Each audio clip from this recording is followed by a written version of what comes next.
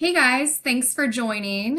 Sarah and I wanted to take today's episode to talk about some of the common pitfalls that we see with some of our newer portfolios and over the span of our careers. So we've created a list and we're going to go through them. There's quite a bit, but some of the top ones we'll focus a little bit more on. So I'm just going to start going through the list and Sarah's going to chime in because we see these things happening over and over and over again. So we thought that we'd shed some light on them. Sounds good. Let's Yeah. go.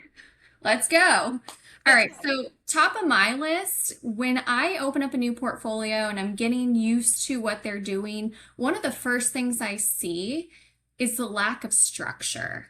So sometimes it's emotional based pricing, sometimes it's a lack of SOPs, but just kind of reacting and not necessarily being proactive or not doing the same things repetitively. I don't know, Sarah, do you see that in your portfolios too? Yeah. I mean, that's actually when we first started RevZen, one of the things that we talked about was this idea in like Zen about like chop wood, carry water, this idea that these really mundane, terrible tasks that, everybody hates doing, are just super important. And those are the kinds of things that support that structure that you're talking about. And you're right. A lot of the times you go in and you see people who have amazing intentions, but they don't have those really fundamental things in place. And it's really hard to build anything on top of something that doesn't have a really solid structure at the bottom. Right, very well said. And I also feel like there's this middle area that doesn't get a lot of attention. And that's where a lot of our efforts actually lie in our day-to-day tasks, like you said, the mundane stuff. It's you're not getting a dopamine hit from changing a rate 10% that's 3 months out because it's pacing behind for this specific span of 2 weeks for three properties. But we're trying to find those little nuances. Whereas, like, if you are making these emotional based decisions and you're like, okay, we're booking increase rates 25%, you're like, yeah, what can we do? That's fun to do, right? So it's people tend to do that quicker or react to things. They get a booking and they're like, oh my gosh, it's so high, let's raise rates all around it, but they're not looking at that middle area and they're not doing things consistently. So I see that quite a bit. 100%. So I mean, it kind of goes into my next point about being reactive, holding rates too high. If they're trying to figure out what they can do in the summer, trying to figure out how, waiting for last year to repeat and not looking at the data, and then, they're coming in and just tanking the rates last minute. Do you see that as well? Yeah, I think it's really hard sometimes when you come in and someone who either hasn't had anyone in the revenue management seat or they've been trying to do a bunch of different things, and the only thing that they have to kind of go with, at least in their mind, is rate, right? And so if you're seeing things that you either don't expect because it's kind of what's always happened in the past, or because you're, not looking at the data, it's super easy to want to make those drastic changes, whether it's an increase or a decrease, right? And the idea of, making those incremental changes depending on the time of the season that you're in. I mean, timing is like 90% of what we do, right? Oh my gosh, yeah. Understanding that timing is super imperative. And if you don't understand that, you're going to end up reacting. And yeah, 100% knowing when to make those incremental changes and when you have to be a little bit more deliberate or dramatic about them. Right. And also it's reading the data. Either, some portfolios don't have access to wider demand data or they don't know how to interpret it. And so if you can't see the trends, you're kind of just reacting to the noise. And if you were to, set those rates high, but then kind of slowly lower them rather than tanking them at the last minute, you're going to get a much higher RevPAR than if you just held on to them and, priced and prayed for something good to happen, so Pricing and praying is not a strategy that we like to yeah, implement at Revzen. we do pray a lot, but We price a lot too, but like yes, it's strategy. coupled with strategy. Fair, 100%. Yeah, so I think that, some folks are just not understanding how to interpret it. And so they don't have that warm, fuzzy feeling. Whereas when we go in there, we've done this so many times, we kind of know what to expect. I mean, I think every year's different and every year throws us even curveballs. And, you and I are scratching our heads a lot of the times with several portfolios and like trying to figure out what's going on. This works here, this is not working here. Every market's different. But if you don't necessarily have a plan and you don't have the data, the underlying data that you understand to kind of give you that peace of mind to hold strong when you should, think when you think that you should be dropping rates or kind of vice versa, then you're not going to have the same type of performance. So I've seen that, I can't tell you how many times. And I don't think it's their fault. You just don't know what you don't know. That's right. And I think that sometimes it's easy to confuse seasonality and what's happening currently, right? Seasonality is a huge structural part of what we do.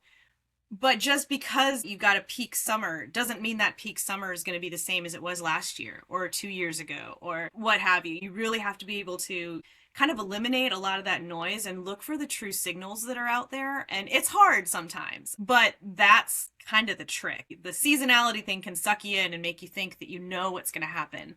And the reality is none of us know what's going to happen.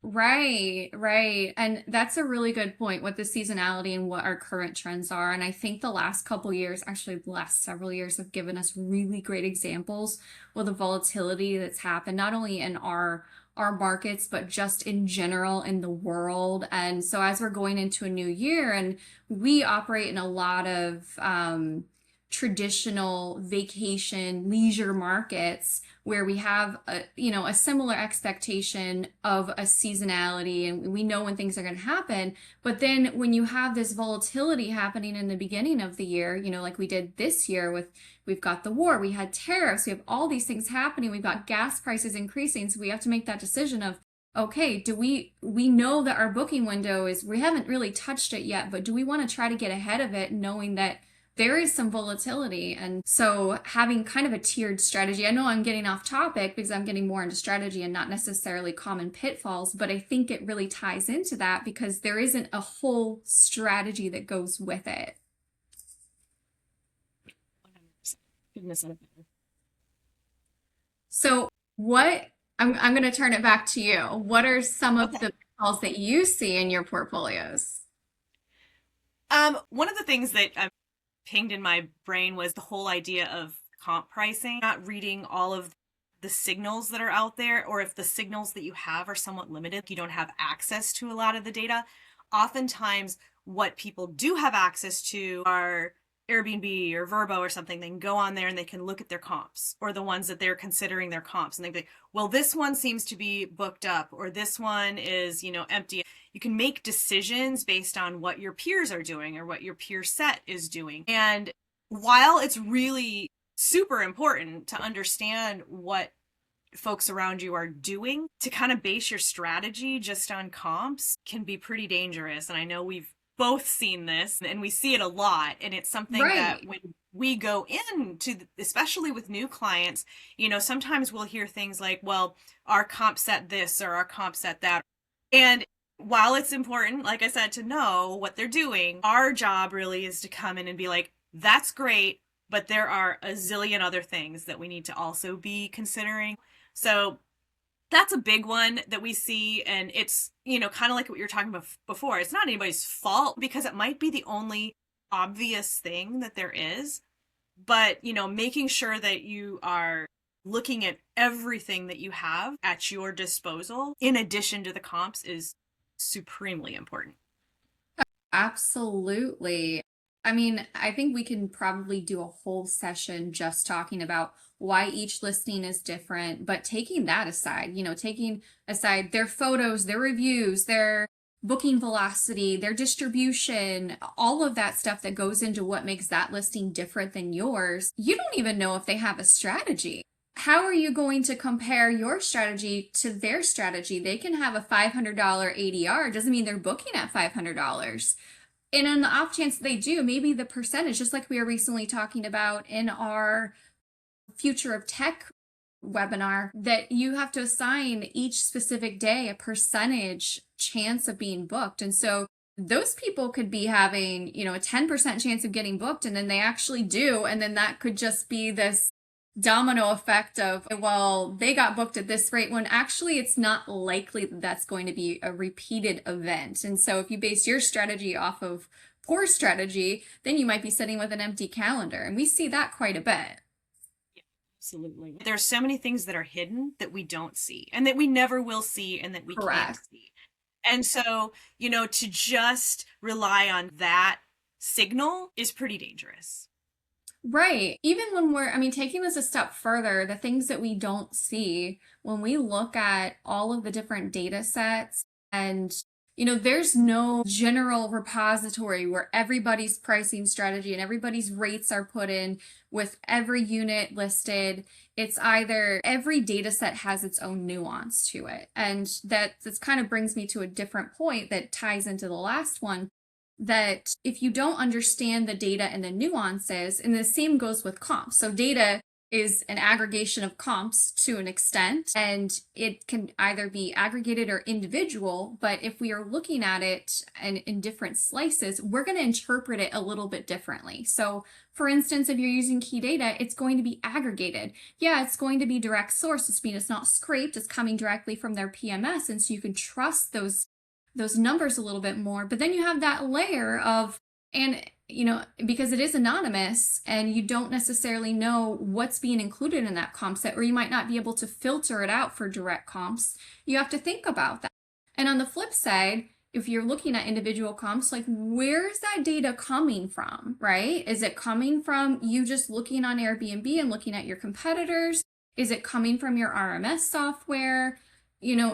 Understanding, okay, what's the trade-off here with this data? The more information that I have, great, but how do I actually use it?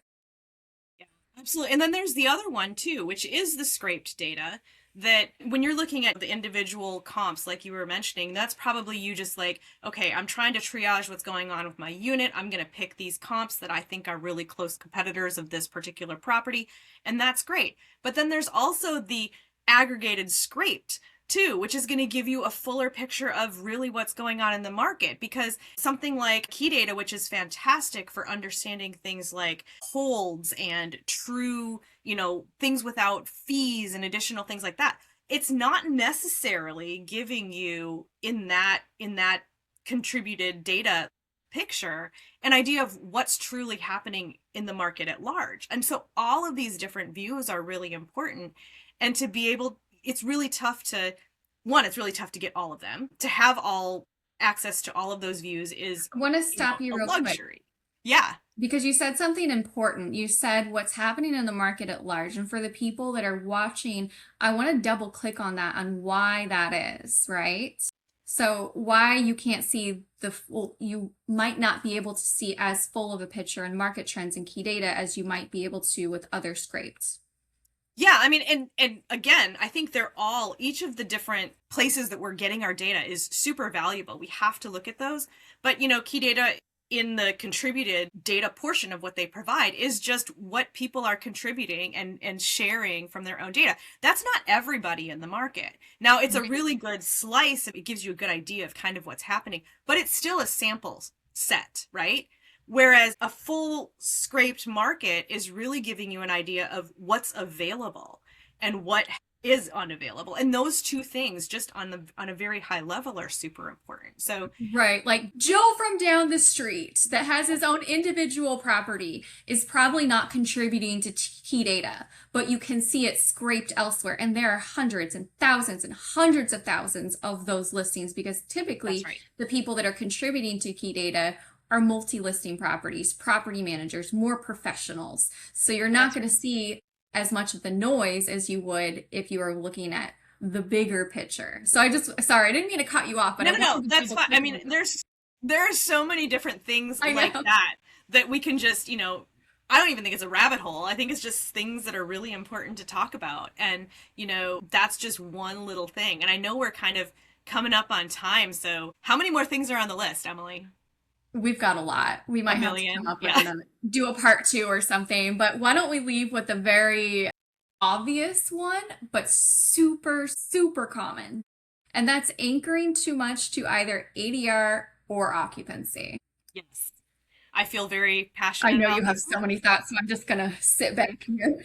Yeah. So recently I've been kind of trying to get the word out about, these KPIs, ADR and occupancy, which are super telling when it comes to what's happened in the past. But that's really what they are, right? It's a number, it's a measure, and it tells us what's happened. And so I have always referred to them as either an input, a lever that we can control, or an outcome, something that just happens. And these occupancy, ADR, RevPAR, they're all outcomes which are directly impacted by all the levers that we have. And I know we're going to be talking about those levers, but just keep in mind that occupancy and ADR, it's not something to build your strategy around. It is just something that happens. And as revenue managers, our job is to build and create and capture the most optimal rates at the best times to maximize your revenue, right?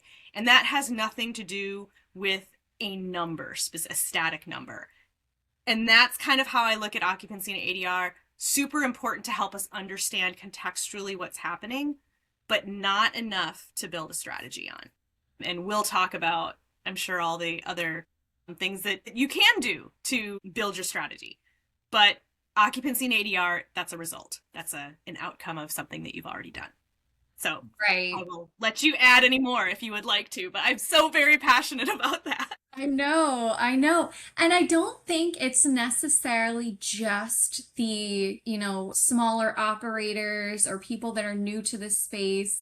You'd be very surprised. Well, you wouldn't, Sarah, but the vast majority would be very surprised, even though we've talked about this in our closed circles and our conferences, and we've trained on this material. We kind of assume it's common knowledge, but there really is a tie to either ADR or occupancy depending on the person that you're talking to or their emotional constraints. And it's like I was saying, it's not just the smaller operators. I've been in meetings with, a hotel group, multi, billion dollars of assets, and they still have questions about, oh, we were so excited to get our ADR up to this point, and now it's dropped, 50 cents. It's not at $200, it's at $198 or $199.50, and we're so excited to get to that mark, but it's like actually by moving it just a little bit, your occupancy went up and your RevPAR, which is the combination of the two, it's the result